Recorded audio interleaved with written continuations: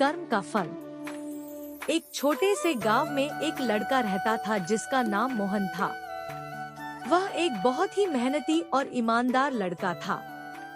वह दिन रात काम करता, लेकिन गांव में उसकी स्थिति बहुत खराब थी।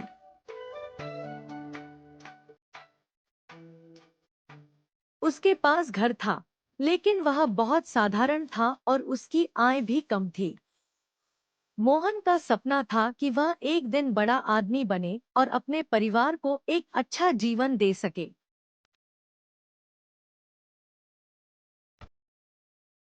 गांव में एक अमीर व्यापारी रहता था जिसका नाम भोलानाथ था।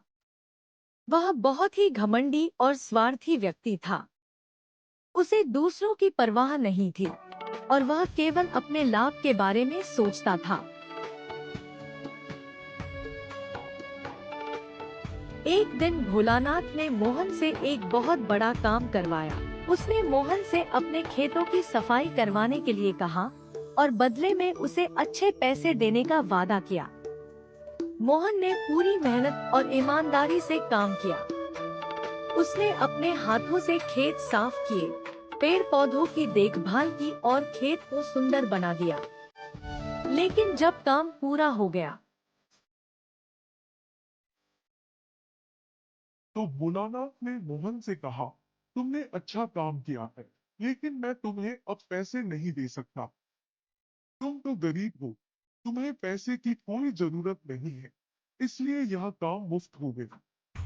यह सुनकर मोहन बहुत दुखी हुआ, लेकिन उसने किसी से कुछ नहीं कहा। उसने बस भोलानाथ की आंखों में देखा और चुपचाप वहां से चला आया।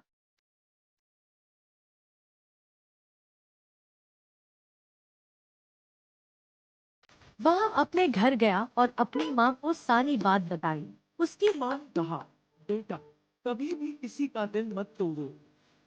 जो तुम किए वह सही था।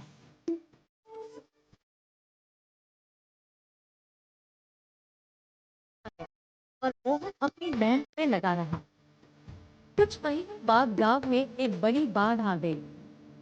बाढ़ के पानी ने सभी खेतों को बहा लिया और भोलानाथ का व्यापार बर्बाद हो गया। उसकी संपत्ति और खेत सब नष्ट हो गए। अब भोलानाथ को अपनी जिंदगी फिर से शुरू करने के लिए बहुत कठिनाई का सामना करना पड़ा। इसी बीच गांव में एक बड़ा मेला हुआ। वहां पर बहुत से व्यापारी आए थे और मोहन भी अपनी छोटी सी दुकान लगाए था। एक दिन भोलानाथ उसी मेले में आया। जब उसने मोहन को देखा तो वह चौंक गया। मोहन अब बहुत अच्छा व्यापारी बन चुका था। उसके पास अच्छी जमीन और संपत्ति थी। भोलानाथ ने मोहन से पूछा, तुमने यह सब कैसे किया?